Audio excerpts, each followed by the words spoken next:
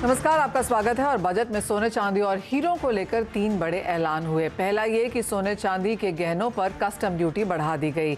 दूसरा, ईजीआर पर सीजीटी और लैब ग्रोन डायमंड्स के सीड की कस्टम ड्यूटी खत्म कर दी गई। इन तीनों फैसलों का इंडस्ट्री पर कितना असर पड़ेगा, आगे जाकर कंज्यूमर के ऊपर भी इसका क्या इम्पैक्ट रह सकता है, इस पर बात करने के लिए हमारे साथ आज मौजूद हैं India gem and jewellery domestic council के chairman Sanyam Mehra, Krishna diamond jewellery के founder and MD Ghanshyam Dholakia, साथ ही ऑगमन गोल्ड फॉर ऑल की head of research Ranisha Chanani भी हमारे साथ जुड़ी हैं। पहले हम यहां पर सोने पे ही बात कर लेते हैं। और इस हफ्ते बजट तो रहा ही, साथ ही हमने यूएस फेड की मीटिंग भी आते हुए देखी और जिस तरह से यूएस डॉलर में मूवमेंट हुई उसका सहारा यहां पर सोने के भावों को मिला। हमने ऑल टाइम हाई प्राइसेस यहां पर सोने में आते हुए देखे। उसके बाद ऑफ कोर्स जैसे जैसे हम हफ्ते के अंत की तरफ बढ़ रहे हैं, कुछ मुनाफा वसूली भी यहां देखने को मिली है। रनिशा, सबसे पहले आपसे गोल्ड के प्राइसेस पे ही चर्चा करना चाहेंगे। जिस तरह की मूवमेंट हमने यहां पर आते हुए देखी है, कितना हिस्सा यूएस फेड का है और कितना आपको लगता है बजट की मूवमेंट थी? जी, मुझे लगता है कि 70-80% जो हिस्सा है वो यूएस फेड की मीटिंग के ऊपर। Hello, can you hear me? हाँ जी रनिशा, आप कह रही थी 70 से 80% जो सोने में मूवमेंट हुई है वो यूएस फेड की वजह से हुई है। यस, एंड 20% मुझे लगता है जो बजट का एक्सपेक्टेशन थी कि यूएस जो एक्सपेक्टेशन थी कि गोल्ड में इंपोर्ट ड्यूटी कट होगी, वो नहीं हुई। इस वजह से हमने देखा कि शॉर्ट कवरिंग आए। कल जो देखा था हमने कि गोल्ड में इतनी बड़ी मूवमेंट आई थी from $1900 on down side and upside में 1975। ये $75 की मूवमेंट बहुत ज्यादा कही जाती है with intraday swing.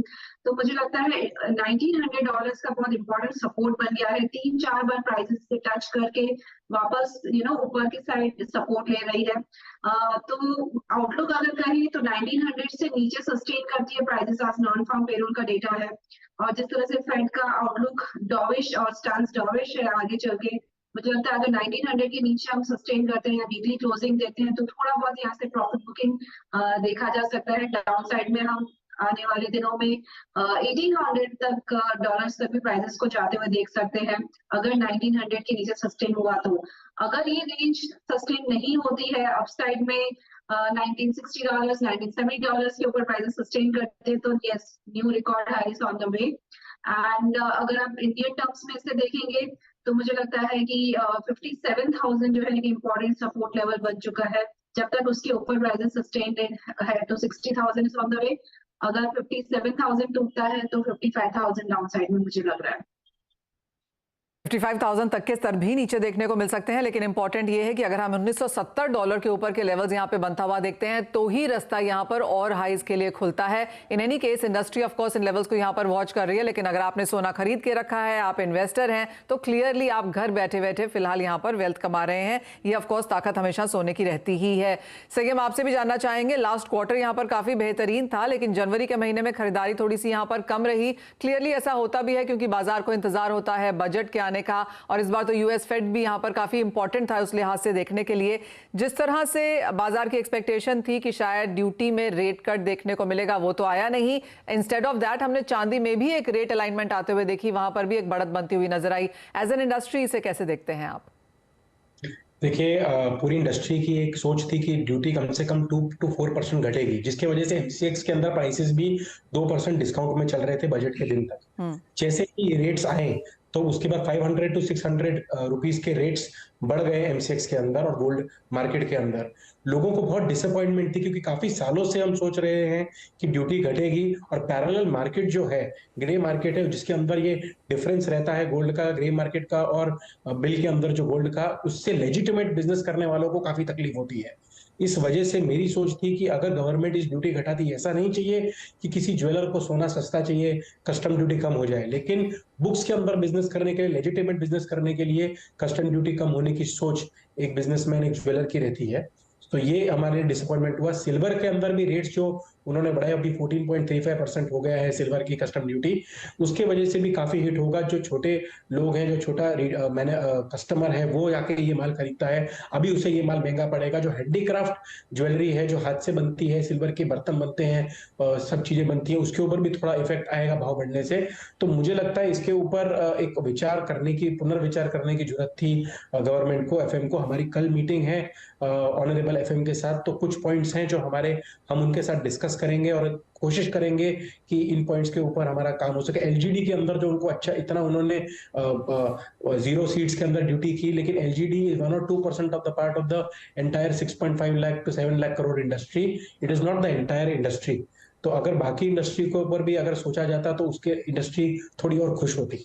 All right, जी हाँ, जैसे आपने कहा कि बजट आने के बाद सब खत्म नहीं हो जाता, अभी मीटिंग्स होंगी और बजट के बाहर भी यहाँ पर काफी कुछ किया जाता है, जैसा कि हमने पिछले 1 साल में होता हुआ देखा ही है। तो सारी होप्स फिलहाल यहाँ पर खत्म ना हो। लेकिन ढोलकिया जी, आपसे अब यहाँ पर बात करना चाहेंगे और डायमंड्स के लिए, और जैसे संयम कह रहे थे कि लैब ग्रोन डायमंड्स के लिए यहाँ पर काफी कुछ दिया गया, बहुत बड़ी इंडस्ट्री वो फिलहाल नहीं है, लेकिन जैसे वित्त मंत्री ने कहा कि यहाँ पर पोटेंशियल आगे जाकर हम एम्प्लॉयमेंट नंबर्स बढ़ता हुआ देखेंगे, और जिस तरह से इनपुट कॉस्ट डायमंड्स की, नेचुरल डायमंड्स की बढ़ रही है और जैसे उसको क्लाइमेट का इंपैक्ट भी आता है, तो लैब ग्रोन डायमंड शायद उस गैप को यहाँ पर पूरा कर सकते हैं। कैसे देखते हैं आप वो सारी स्टेटमेंट्स वित्त मंत्री से? सबसे पहले तो मनीषा जी, आपको और सभी को बहुत नमस्कार कि अच्छा न्यूज आप सबके पास पहुंचते हैं। और अभी तो मैं यूपी में बरेली में बदायूं में हूँ जी, जो हमारे टीकाराम सन्स एंड ज्वेलर्स है, वहां से मैं बैठा हूँ। तो आप दुनिया में किधर भी होते हैं, सही आदमी को पकड़ लेते, वो भी बात सही है। जो लैब ग्रोन ने जो बताया इंपोर्ट ड्यूटी कम किया, उससे थोड़ा फायदा हुआ है कि बहुत सारे सीड जो है बाहर से आते हैं, लेकिन बहुत सारे जो लैब ग्रोन मशीन वाले जो है वो सीड इंडिया में ग्रो करते, तो उसको बहुत फर्क नहीं पड़ता है। और अल्टीमेटली गवर्नमेंट ये चाहते हैं कि ये बिजनेस इधर ग्रो होवे। नेचुरल डायमंड तो फॉरेन से आता है, तो हमारे में लेबर का ही ऐड होता है और मुनाफा, लेकिन ये डायमंड जो इधर बनेगा तो इधर का लोगों को जॉब मिलेगा, तो उससे जॉब और बढ़ेगा। और इंडिया में ग्रो हुए, जैसे नेचुरल में वर्ल्ड में इंडिया नंबर 1 पे है, उसकी मोनोपोली है, वैसे लैब ग्रोन में भी इंडिया की मोनोपोली होवे, वो गवर्नमेंट चाहते, उसके लिए 5 साल के लिए 5,000 करोड़ का भी उसमें R&D में पैसा उसने डालने का सोचा हुआ है, तो बहुत अच्छी बात है। तो बहुत पॉजिटिव है डायमंड के लिए बजट की बात करें। और लोअर वाले का भी टैक्स कम किया हुआ है, हायर वाले का भी कम किया हुआ है, लेकिन सभी लोग जो ज्यादा टैक्स भरेंगे तो गवर्नमेंट तो और भी ज्यादा कम कर सकते हैं। तो पहले हम देना स्टार्ट करें, फिर गवर्नमेंट हमको देना स्टार्ट करेंगे। जी हाँ, एब्सोल्युटली। मेरा डायमंड पे एक और सवाल है आपसे घनश्याम भाई, और वो ये कि लैब ग्रोन के तो यहाँ पर काफी इजाफा किया गया, लेकिन जो नेचुरल डायमंड इंडस्ट्री है भारतीय बाजारों में, उनको कुछ नहीं मिला, बल्कि उन्हें लैब ग्रोन से थोड़ा और कंपटीशन ही मिलता हुआ नजर आया। उसे कैसे इंडस्ट्री फिलहाल देखती है? नहीं, वैसे नेचुरल डायमंड में देखे तो बहुत सारी अपेक्षा नहीं हमको थी, और वैसे जरूरत भी नहीं है। अल्टीमेटली तो ये मैं आगे बोला, वैसे हैप्पीनेस देने का प्रोडक्ट है हमारा, तो हम हैप्पीनेस देते तो हमको जरूरत नहीं है कुछ लेने की। और नेचुरल डायमंड में गवर्नमेंट का पूरा सपोर्ट है, बिजनेस ग्रो हो रहा है, और वर्ल्ड में सबसे ज्यादा जो ग्रो अभी हो रहा है ना डायमंड इंडस्ट्री, वो इंडिया में हो रहा है। करीब 50 से 60 हजार करोड़ का डायमंड बिजनेस इंडिया में है।